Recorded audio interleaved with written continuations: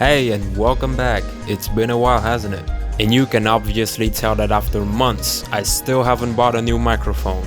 So, it's been a long time since I've released the video of me drawing a lot of Five Nights at Freddy's character, and I have to say, I'm very happy with the positive feedback.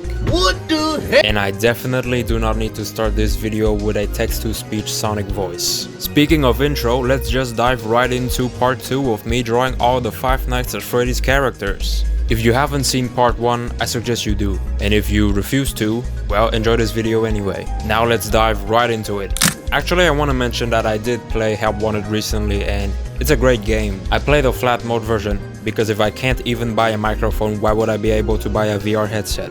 Anyway, I really enjoyed Help Wanted, except for that plush baby level. These little things, I swear to God, I want them to die! Glitchtrap, in my opinion, is a very unique character, concept-wise and design-wise.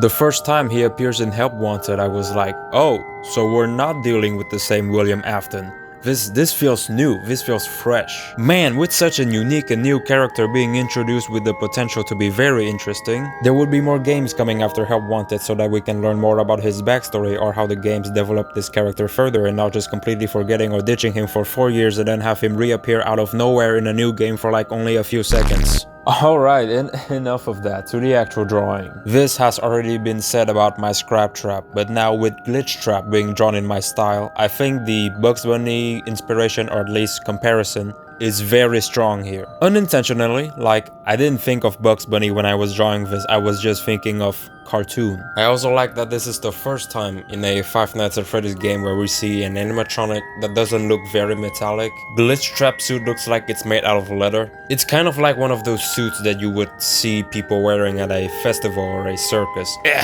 Or a kind of suit that's more designed for furries to wear at a convention. Either way, this is an interpretation of William Afton or Spring Bonnie that I really like design-wise. Story-wise, he only appeared in one game and like reappeared in another game that came out 4 years later with 1 minute screen time. But I'm not gonna yap about story or lore, I'm just mostly here to talk about how the characters look and how I draw them. I'll save more of that for Security Breach. Now let's talk about Dreadbear. I mean Dreadbear. Did I seriously just say Dreadbear? There are seriously over 3 variants of Freddy's whose name contains bear and then the word before ends with Ed. I already made the bread joke in the first video, I'm not gonna do it again. Anyway, Dreadbear. Honestly, it's hard to talk about this one because I basically just drew him the same as the original design. I like that Frankenstein is basically canon in the Five Nights at Freddy's universe now, under the form of a 20th Freddy variant, but it's cool nonetheless. I also appreciate the fact that a character like this could have easily been modeled in the same way as the Five Nights at Freddy's 4 Nightmare animatronics, with a bunch of exaggerated sharp teeth. They could have easily gone the repetitive, easy route character design wise, but no, they didn't. They actually thought about making it look different, and I appreciate that. And also, he's gigantic. Just look at him. Oh yeah, I guess the one semi-interesting thing I added is these drools. Disgusting looking saliva that comes out of his mouth when he's roaring. That's all for Dreadbear, moving on.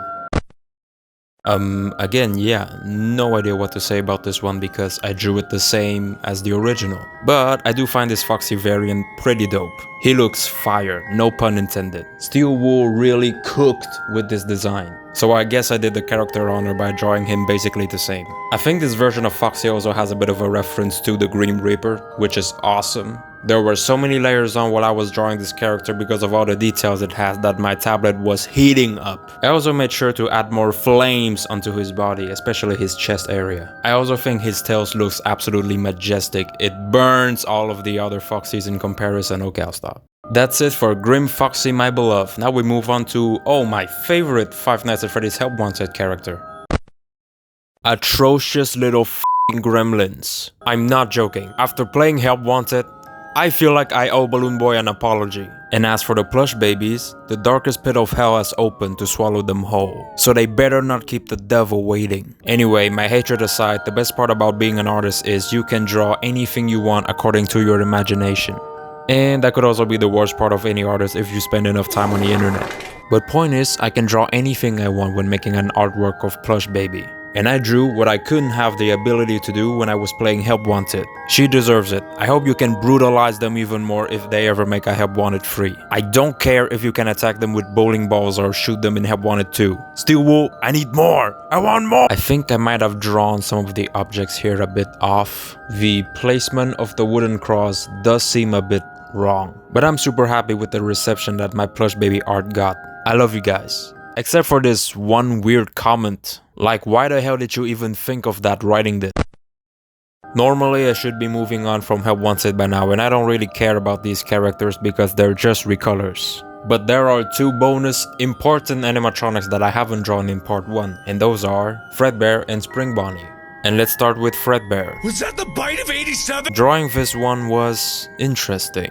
The only time we get to see him in the franchise is during his jump scare in Ultimate Custom Night, but even then, it's just a jump scare and we don't really get to see his full body. And he also looks the same as Golden Freddy, like there isn't much of a difference. So for references, I'm gonna rely purely on fan arts. And Fredbear from FNAF World, for the high colors. Not exactly a huge fan of a lot of Fredbear fan arts where he's basically just an unnightmared version of Nightmare Fredbear. I think it looks very cursed. But I like the ones where the most noticeable detail is his jaw being bigger than a lot of other Freddys. He did crush an entire frontal lobe, so I'm obviously gonna implement that into my drawing. And I think it does differentiate itself enough from other Freddys.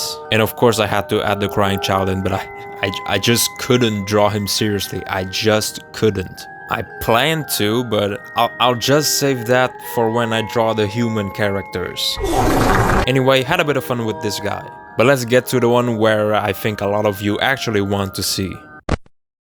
At last, he's finally here. Another important character that Scott only seemed to make a model for in FNAF World instead of the official games. But here's a fun fact, we do see him in one of the Help Wanted files. Or in the unused content, I'm not sure, but anyway, I figure I could add him in the Help Wanted section because it is pretty related when this came out. The way I've drawn him holding his knife is obviously a reference to Steve Raglan, the William Afton from the movie. Which, by the way, I hope we do see a lot more in the second movie. I'm not sure if I did a good job with the eyes here, but my intention was to draw them in a way that makes us think like those are human eyes and that's in fact a human wearing an animatronic costume. Speaking of that, there's also these openings where you can see his purple uniform. And proportions wise, I tried to make it look like the clean version of Springtrap's suit before it got demolished and rotten. I know I should ask myself why bother putting the effort to make this continuity when this exists. I think that's all of the most notable characters for Help Wanted. I'm not gonna draw Tape Girl, and if I did, it will never top this.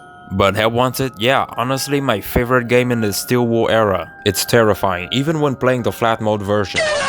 But of course, if I wanna hop into a FNAF game where there are actually a lot of characters to talk about, Security Breach. Oh boy, Security Breach. Look, I will try my best to talk about the characters, and only the characters. I can't promise you though.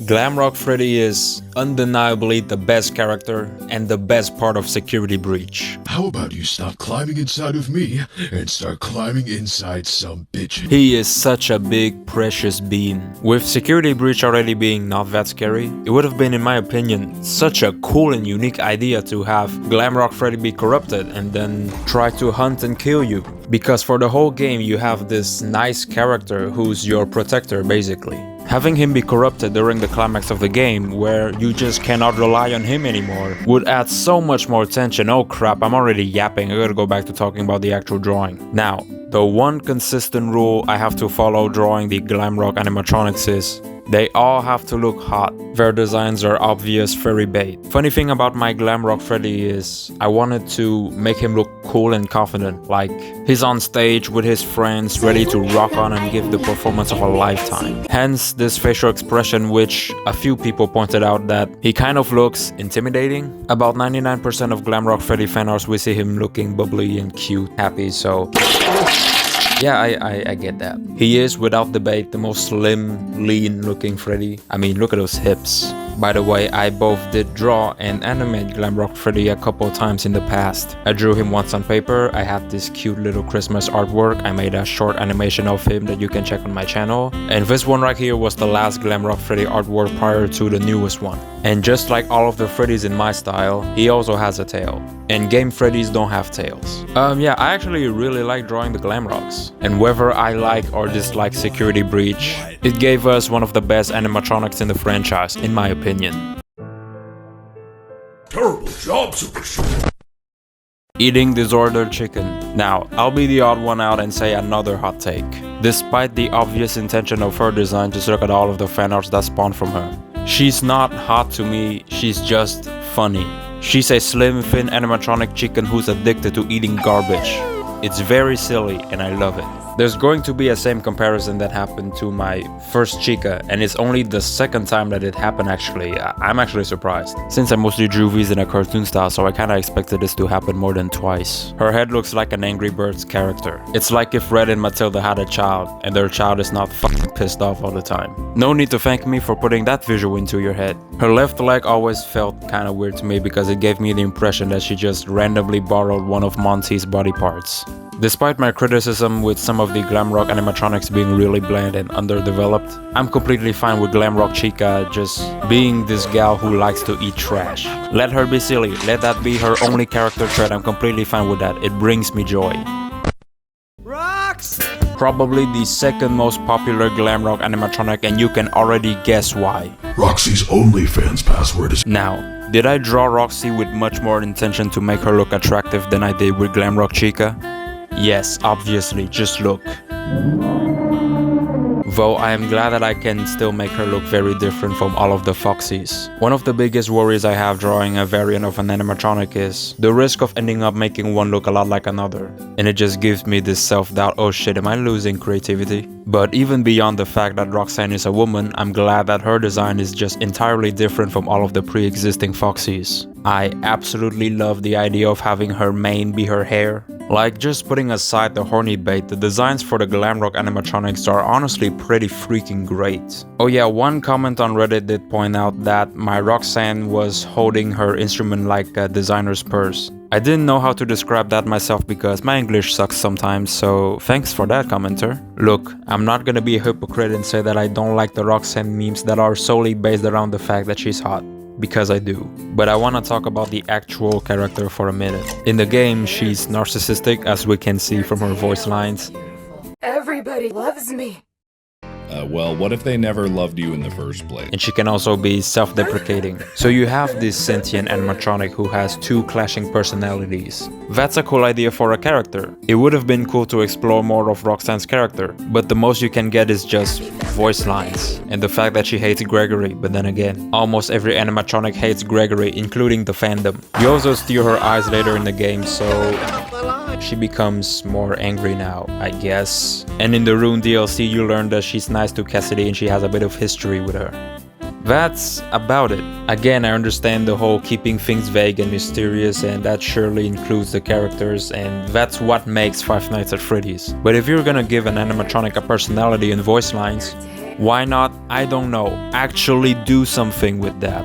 Not to mention the writing isn't all that great, but it's FNAF, what do I expect? Rambling aside, I love her design, I like the memes, but again, she's another character in this franchise that felt like she has potential, but the writers just decide to do close to nothing with her or just don't know how to make her interesting. To me personally anyway, it's my opinion. If you like how Roxanne is being handled, then I'm happy for you. I bet I'm your favorite. Homophobic Gator. Apparently Monty brutally murdering Glamrock Bonnie because he does the gay with Glamrock Freddy is considered canon by 99% of the fandom. I mean, I jump on the jokes too, but forgetting all of that, come on, guys. Monty is cool. I can convince all of you by showing this single image. And this iconic line. Rock and roll. The way he says it just gets me pumped up all the time. If you look at this pose I'm drawing him in and you wonder what exactly my intentions are, the answer is yes. Like I said, they all need to look hot, and Monty is no exception. I mean, have you seen his fans? There are subtle details I drew, like these scruffles under his jaw. Just small things like that that makes him look more daddy. That better not be the most replayed part of this video. There's actually a pretty funny reference I used while drawing Monty. It's Gex. Or Vector, although that one will be too obvious. I guess I'll also add that I made his head look pretty organic. Especially if you look at his mouth, you'll see this detail that you see a lot in reptiles. But that's about all I can say for Monty. Stop the Monty slander, I'm serious, he's not that bad, guys. But I'll consider him bad as him killing Bonnie is actually canon. Sex. Now! One of the best characters in Security Breach, no doubt. Both their designs and how they're utilized in the game. And of course all of the memes that come with it. This is something I haven't said when I was doing part 1, but I'll address it now. I noticed recently that I drew the animatronics very detailed, almost one-to-one to their original designs. And it no longer feels like my style anymore. But I don't do that with Sundrop. The fact that I drew him, especially his face, in a very less detailed way, helps making him look very friendly. He seems like a very safe and responsible animatronic to have around children. And also looks very welcoming. Move it! Unless if you're this kind of person who walk into his place, then you are banned from the daycare. And on to Moondrop. I think I might have made him look a bit too cute. Doesn't help that I accidentally made him look like he's part of the Tumblr sexy man again. Also, I'm just wondering, if Sundrop could change into Moondrop, since he's an animatronic, how is it possible that he hid all of the triangles that were all over his face when he was Sundrop during his transformation into Moondrop? Oh, and he can f***ing fly too. How can he do that? Oh right, I forgot, this is Five Nights at Freddy's. Anyway, back to talking about my Moondrop drawing. Wait, hold on. Did I forgot to color that? Oh no. Oh crap. But seriously, all in all, Moondrop and Sundrop, amazing characters. And the voice acting from Ed and Goff is great too. This is peak modern Five Nights at Freddy's animatronic. Bravo Steel Wool and Scott. One of the best Security Breach characters, definitely up there with Glamrock Freddy. Vanessa reminded me why I really love women. And she's also the scariest Security Breach character brought to you by White Woman Jumpscare. Oh, and in case I haven't mentioned already, she's the first human FNAF character I've ever drawn. I know there's another one coming up, but I'm starting with this one first. I definitely scrolled through a lot of fan arts on the internet for references. She is such a bad... While I found some pretty good ones, there were a lot of AI art. Look, I'll say it right now, this might be a super controversial opinion, my video might even get disliked to hell with this. I dislike AI art as much as the next guy. But in my opinion, using AI art as a reference and then draw your own art different and even better, that's fine. Although if you're tracing AI art, then yeah, you're basically just copying what the AI did and that's questionable. So I'm just saying that AI art is probably only good for one thing, and then the other being those stupid AI Mario memes. I still obviously wish and look for a future where AI does not replace actual artists or talent. If the worst happens, then I will be depressed. Anyway, back to drawing my Vanessa. I tried to make her, especially her face, look close to the original design, but also having my style, my own touch to it. She's not the most attractive woman character I've drawn, but that's not my goal, that's not really what I'm going for. Sure, making her still look pretty attractive was on my mindset when I was drawing. But it wasn't my main objective. My Vanessa has a messier hair, also I noticed that her face looks a lot better when zoomed in. When zoomed out, her face looks kind of off. I like her purple nails. Not a very subtle reference if you're already familiar with Five Nights at Freddy's, but it's still pretty cool nonetheless. I feel like I didn't draw her proportions all that well, namely the lower half. Funny story is, I've drawn Vanessa before, like I would say 2 years ago, but I only drew her upper half. My old version also looked different from the new one. But all that to say, I guess I'm just a bit mixed on the proportions. Thankfully, it's not Lady Fizzy's level of proportions. And I think I speak for a lot of artists when I say that every time we look at Fizzy's art, we try to improve on drawing our proportions, but all in all, I'm pretty happy with my version of Vanessa. As for the character itself, let me see. She has about only 2 minutes of screen time in the entire game at most, and only a couple of voice lines. We're supposed to be on lockdown. It looks like someone's mad. Go cry about it, bitch. Including a really weird one. Gregory, I think you deserve a reward. Go check the main stage. What? What the fuck? Vanessa, are you trying to kill him or seduce him? What the hell was that? I know there's no real bad intention, but still, this line would feel so much less awkward if the protagonist was an adult. It's mostly the delivery. Though I'm not gonna lie, I was only 16 when Security Breach came out, and hearing that line for the first time did something to me. Mommy. Despite that though, still one of my favorite white women in gaming. Wasted potential, the character. Let's see what Vanny brought to the franchise. Endless complaints and even more furries. She barely even has 2 minutes of screen presence unless your game glitches a lot. I'm in there! In which case she appears more than intended. Anyway, I think Vanny's design is great, and no, I'm not just saying that because I'm sexually attracted to female anatomy.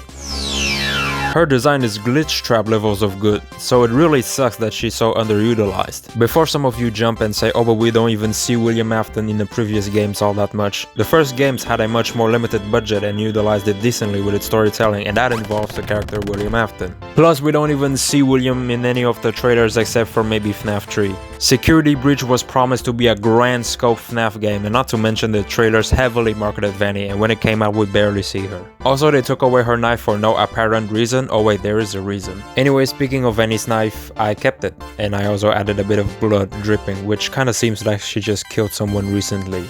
Also, the way she holds her knife is a little quirky, and yes, it's meant to be similar to when she was striking that pose during one of the cutscenes. She has a much bigger and fluffier tail. I might have drawn her eyes look more like snake eyes, but you know what, I think that might have made her look even cooler. Obviously my version looks cuter, but that's still the face of a deranged person who can kill you. I adore her walking animation, by the way. I'm not gonna bother commenting more on the character itself because everybody has already said it. She's underwhelming. We all know that. Scott has said in a recent interview that she will reappear at some point, but nowadays I'm taking his words with a grain of salt. Holy sh! Anyway, just like all of the missed potential characters in this franchise, they all make for good memes and good art. I don't know if mine is good, but I'm pretty happy with it. Also, shout out to all the artists who draw stylized Vanny with the rainbow hair. I think it looks really cool. It's a crappy Mr. Hippo fridge magnet? Lame. Isn't there some other way for you to communicate with me besides talking so loudly? You know, I'm starting to see why William is fine with murdering kids. Anyway, Gregory is not the fandom's favorite character to say the least. Now, I don't hate Gregory to a large extent. I mean, yeah, he's annoying, mostly his voice. Wow! How did you figure that out, Gregory? Did you use your human brain? That's Gregory's voice! There are other reasons as to why I dislike him, but I'll get into that later. Anyway, unfortunately when I was trying to save my drawing progress from Ibis Paint, it turned into this pixelated mess, so I'm gonna have to work without that. Let's look at some fan arts on the internet for references. Oh, you gotta be kidding me again! Sorry, okay, so you can tell that I drew Gregory very similar to this pose, but it's the style that I'm doing differently. Like I said before in part 1 of my video, I'm not a fan of anime. I don't like it most of the time. I liked it a lot at one point, but that's 5 years ago and I was really young. It's even been a while that I just kinda realized that it's not really my thing. There are some I still like, don't get me wrong. Point is though, there's always some kind of weird charm behind the way the characters are drawn, even if oftentimes it's the same style you already saw in about 100 other animes. I'm looking at you, Lord of the Rings. Point is, you can see a bit of that in my Gregory's face. It has a mix of Disney and a tiny bit of anime sprinkled in. If there's one thing I'm not very proud of about my Gregory is the hair. I think I either made his hair too much or look too messy. It's one out of the many things I still struggle with when drawing human characters. How do you guys draw it so perfectly even in simpler styles? I'm jealous. I don't have much more input for my version of Gregory, so I guess I can talk a bit about the character. Skip this if you don't care. I don't like Gregory because for a protagonist that has a lot of voice lines, the entire game gives you nothing about his backstory, even to the endings, which by the way, this game has way too many different endings and almost none of them add much to the story or are that interesting. What the actual sh**? All you know is that he's a random kid who's stuck in a mega pizzaplex and needs to do fetch quests in order to escape. He also reappears in Ruin just to tell you to do couple things, only to actually be the mimic the whole time. You also learn nothing more about his character in Ruin. Cool, how am I supposed to care? Not that Michael was a great protagonist, but the difference is that he was a silent protagonist, and the games never asked you to care that much about the character. Most of the bad endings in Security Breach are trying to evoke an emotion out of the player and make them feel bad for what happens to Gregory when choosing that route, or at least seem like it.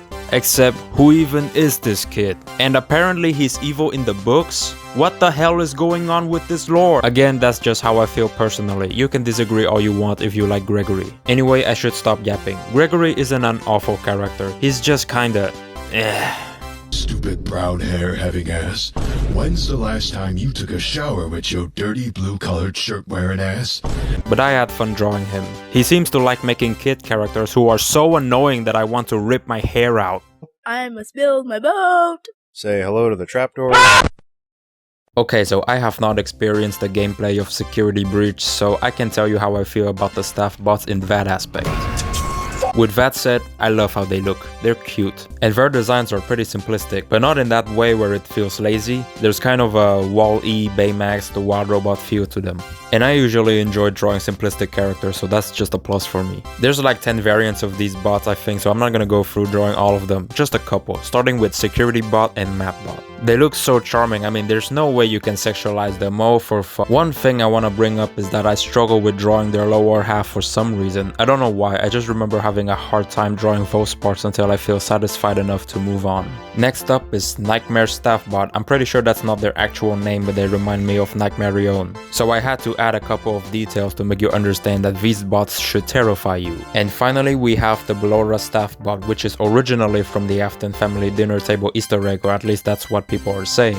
And she's in love with Nightmare Staff Bot because I honestly can't come up with a reason, because this is just random, it's not even funny. Anyway, I like these silly bots. My feelings towards them might change if I play the game one day, but for now, I like them. This is the most difficult Endo character to draw in the entire franchise. I think I spent about 12 hours on this sucker. There is so much detail on this animatronic, it's crazy. Props to Steel Wool for designing them though. They're pretty creepy too, even if their patterns and mechanics are the same as the joy of creation. But the moment I've been waiting for is to both continue and end the running gag of this series, that is the Endo characters seducing you. And I wanted to go all out and give them the most extravagant pose. This is perhaps the end we'll see of the Rising Endo cycle. No, I'm not going to draw the AR animatronics, it's way too insane. Anyway, goodbye Rising Endos, you had a good run. Call me bluff and say that I'm lying, but I'm telling this story anyway. Back in 2019, I always thought it would be so cool to have a gigantic animatronic in a FNAF game roaming around that's almost the size of a kaiju. And well, 2 years later came Security Breach with DJ Music Man. It's not exactly a super inventive design since it's just a bigger Music Man, but I absolutely understand that this is a fan favorite of many. Even Scott agrees. I mean, he's just so awesome. Since I don't have a lot to say about how I draw this one in particular, I'll just get straight to the point. I gave mine beard and chest hair. I don't know, it just felt right. I did the same for my Pizzeria Simulator Music Man, only this time around he's even more hairy. Next. I mentioned Wall-E earlier in my staff bot yapping session, and it fits perfectly as a comparison to Wet Floor Bot, or as others say it, Pat Pat. What's going on, Pet Pats? They're so cute, it makes me think that Steel Wool made these to generate a lot of merchandise. I kinda went and just decided to drop 2 characters in one artwork. The tiny Music Man is just a dirtier and smaller Music Man. Usually when I have barely anything passionate to say about a character, I just make them smoke weed and call it a day. That's about it. I have wasted a lot of your time shitting on several Security Breach characters, so I'm just gonna skim through this one quickly. It's pretty much unanimously agreed upon by the fandom that Burntrap is one of the worst characters in this franchise. Hey baby! The jokes and complaints about this character have all been done to death, and I agree with most of them. Otherwise, he actually has a really sick design. It's better than Neutron Trap. Anyway, I'll go through the drawing part. Here's a reference used for this drawing. There's no better way to portray him than to draw him as a cranky old man who's confused and doesn't even want to be here. Sounds fitting. The cane is for extra humor, and so is this cup. I like that we see his bones more this time around rather than just mostly flesh. Cool design. The character is still kinda ass though. Also, I guess he's the Mimic now because fans hated the idea of Afton coming back again so much that they had to retcon and pull up this scenario when Rune came out with the inclusion of the Mimic. I could be completely wrong for all I know though, correct me in the comments. Anyway, let's just proceed. I am here to claim what is left.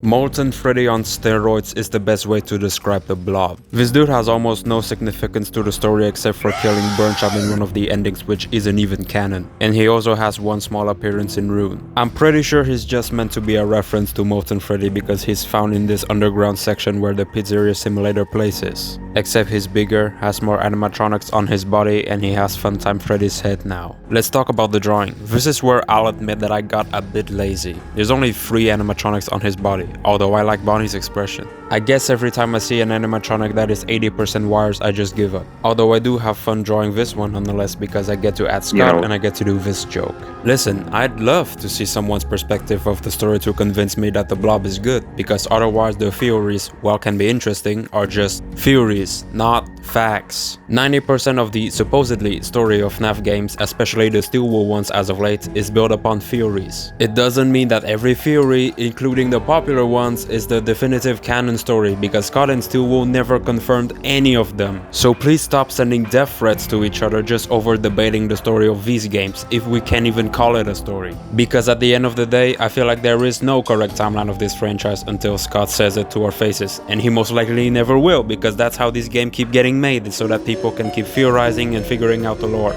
Again, theorize doesn't mean that it is canon despite how good it might sound. So please be nice to each other on the internet. In fact, you can still disagree with everything I just said, and that's completely fine. And I think that's all of Security Breach. That is a lot of characters. Look, say what you want about Security Breach. Personally, I'm more in the middle. I don't hate it, but I don't like it either. The game is kind of a mess because it's on Scott for not communicating better, and on Steel Wool for over-scoping the game too much that it results in a bit of a clusterfudge. But the animatronics look great. Many of them are not scary, sure, but they are great designs nonetheless, and that is why I love drawing them. Not to mention Steel Wool knocks it out of the park again with the characters in Ruin. So let's just jump to it with our next character. The protagonist of Ruin. She's an alright character, which is already 100 times better than Gregory. Let's look up on the internet for references to see go f yourself. The model that was used in Ruin wasn't exactly the best looking. She looks straight up like a character from Hello Neighbor. I based my drawing around the Help Wanted 2 model, which looks miles better. And also some of the cardboard cutouts that you can see in the game. You can tell that I basically just copied the way her legs stand because I still have not perfected drawing human anatomy on my own. I like to give Cassie a more serious expression, indicating that she's a more guarded and less scared person than Gregory is, or at least that's how she's being seen on the outside. Now, Cassie in the game has somewhat of a personality.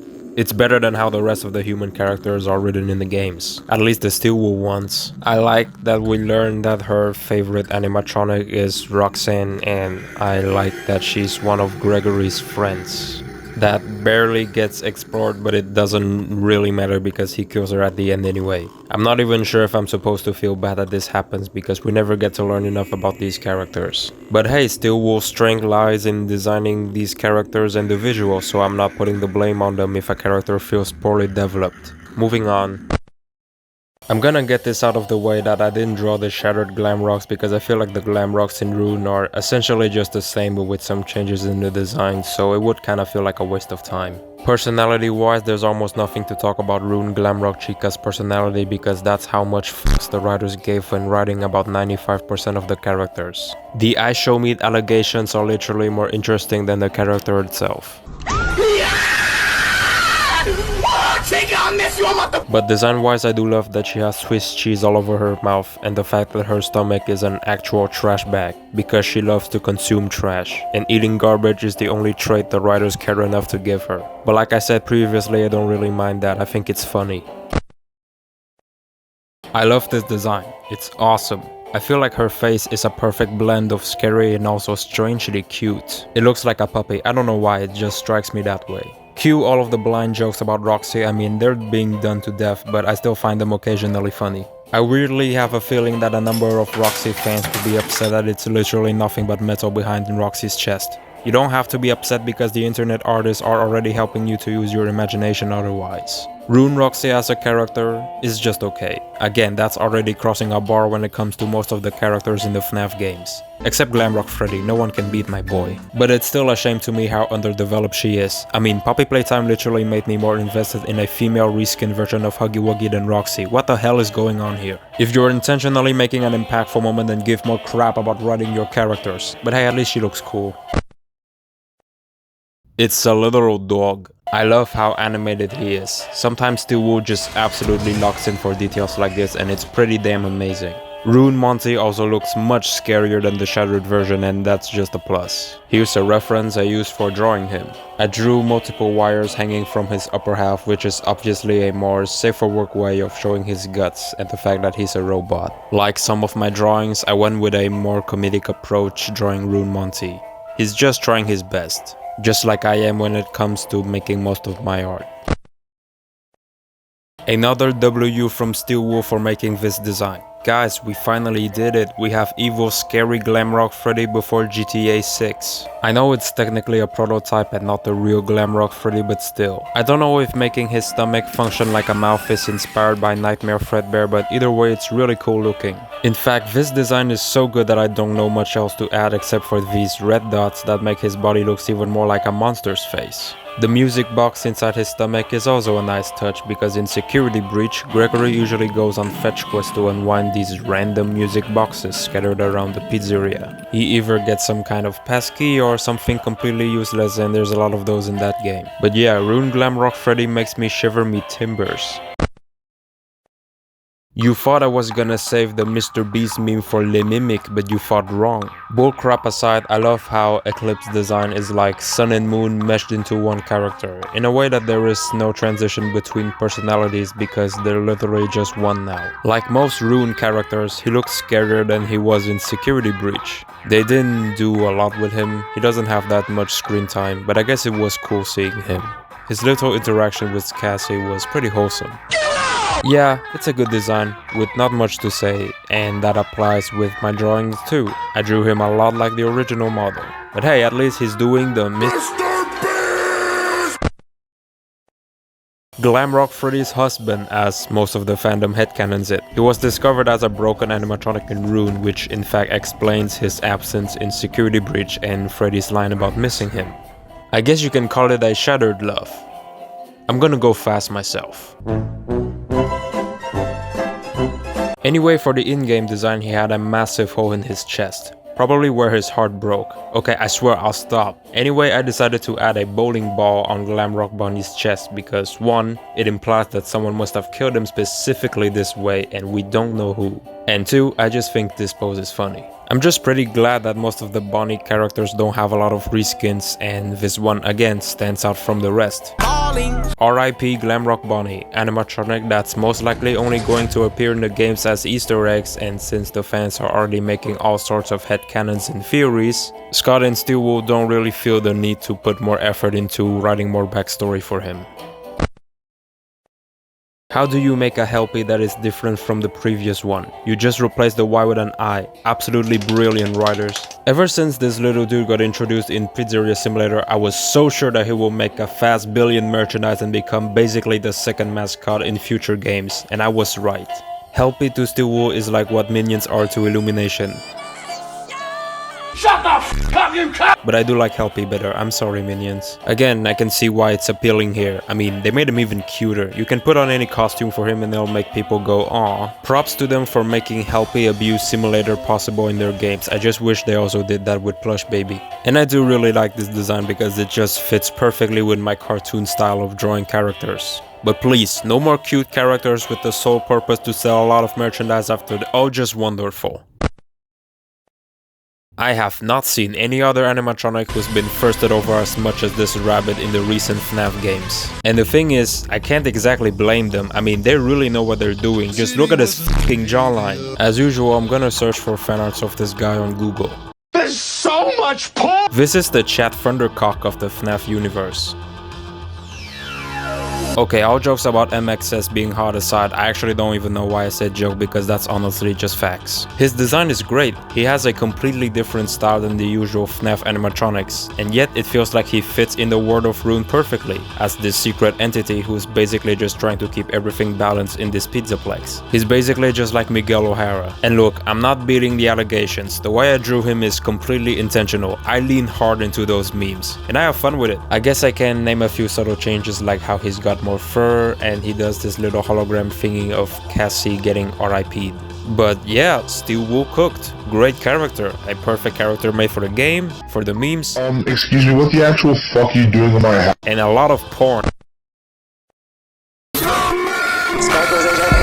Where do I even start with the Mimic? Listen, I'm not gonna take away that he's the most interesting character in the modern FNAF game so far, but holy shit, he is being memed into oblivion. With him having such a small presence in Rune and all the memes that surrounds him, it makes it hard for me to imagine how I would be able to even take him seriously in Secret of the Mimic. Not to mention, because of a particular meme, all that's on my mind would just be this. My name is Edwin. I made the Mimic. It was difficult to put the pieces together. What? My name is David. Dad, I want some ice cream. David, that is my name. David, I want another. David. No. I'm done. Let's just talk about the drawing. You guys know the approach I'm taking with most Endo characters are sexual. Well, not this time. I want him to look somewhat threatening. For being the final character in Rune, I definitely went a bit harder when drawing this one. By the way, just telling you right now, I only drew one version of the Mimic. I didn't draw one where he was in a lion costume. I wouldn't say this design is amazing. Jackie's design is amazing though, but when talking about this one in particular, I just think it's okay. At least he looks the scariest out of all the Endo animatronics. Also, the Gregory shadow thing was actually a last minute addition, but I'm glad I put it. It's kinda neat. I hope it gets done justice in the next game. A lot of people are arguing over Secret of the Mimic not looking like Five Nights at Freddy's enough, but I don't care about that. I just honestly want the writing to be good. If the Mimic ends up being less remembered for how he's written than Jackie's box, then it's officially over. But hey, we have reached the end of Ruin, and you know what that means. It means this video is over. I apologize in advance if I didn't draw the book's characters. Well, here's an artwork of Eleanor in case you're curious, and I did make a short little animation of Into the Pit. And I apologize for not drawing Help 1 or 2 characters, but most of the new animatronics are reskins, except maybe 1 or 2. I'm just kind of tired. But despite all that, I love sharing my artworks of these characters to you guys. I've bitched a lot about this franchise, but I will always be excited to see what new character they have in store next for me to draw in my style. And when Secret of the Mimic comes out, oh, you bet I will be there to draw the animatronics. For now, thanks for watching and following me on this 2-part series.